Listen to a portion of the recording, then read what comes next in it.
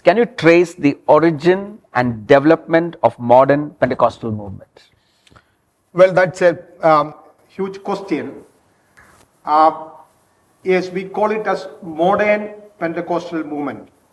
In fact, Pentecostal experience started on the very day of Pentecost, the day of Pentecost. Jesus very clearly told his disciples not to immediately continue the work that he has entrusted upon them, but wait for the power of the Holy Spirit until they are endowed with that power. So, obeying the commandment of Jesus, they waited in the upper room. And we know the story. I don't have to go to the details of that. They waited, and on the day of Pentecost, the Holy Spirit came upon them. Jesus said, "You shall receive power when the Holy Spirit comes upon you. You shall be my witnesses in Jerusalem, in Judea, in Samaria, and to the uttermost part of the earth." And as we know, they received the power. It says in Acts chapter 2 verse 4, when the Holy Spirit came upon them, they began to speak in tongues. So that was the day when they were endowed or blessed with the power from above. And that was an experience that they received.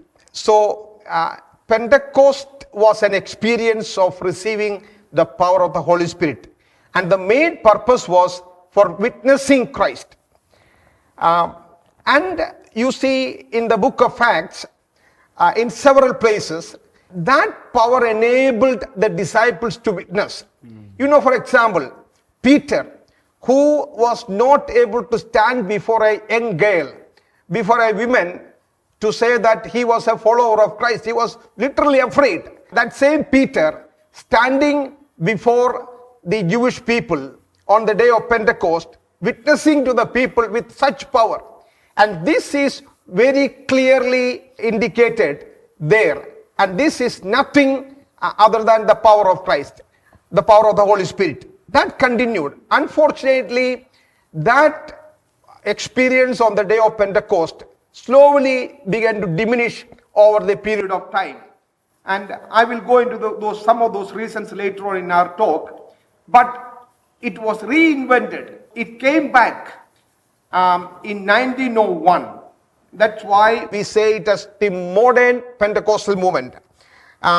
This was started in a place called Topeka, Kansas, in USA in 1901. You see the outpouring of the Holy Spirit happening in that place. There was a person called Charles Parham. Charles Parham was a white American, and he attended the Southwestern Methodist Episcopal College at Winfield, Kansas. He had a Bible school, and they were having a Bible study, and all of a sudden in the Bible school, a lady started speaking in tongues.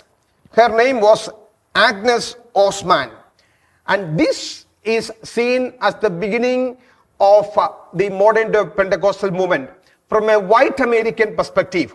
Okay, and this was more of a religious movement.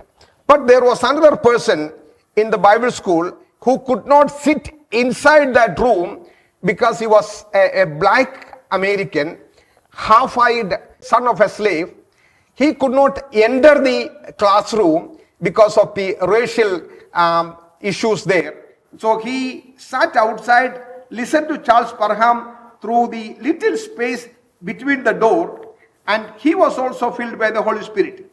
And so he moved from there, went over to a place called Azusa Street in California, and he started a great movement there in 1906.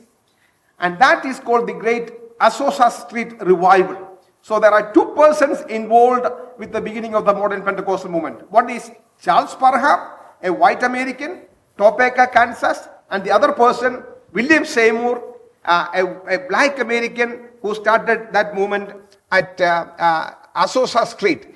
The difference is, while the one at Kansas was more a religious revival, particularly confined to the white Americans, The one that took place at Azusa Street was not just a white American religious revival. It was a barrier-breaking movement. Hispanians, black Americans, white Americans, Spanish, all embracing together. And for me, that is true Pentecostalism. True Pentecostalism is not just speaking in tongues. It has to break barriers. It has to bring people together. That all embracing, that is the beginning of the modern day Pentecostal movement. And some of our people who came to India, for example, Charles Burr and other people even attended that revival. So Charles Burr, who came to India, was also part of that Azusa Street revival. So modern Pentecostalism has these two routes, and I go with the Azusa Street route because that is where the heart of Pentecostalism lies.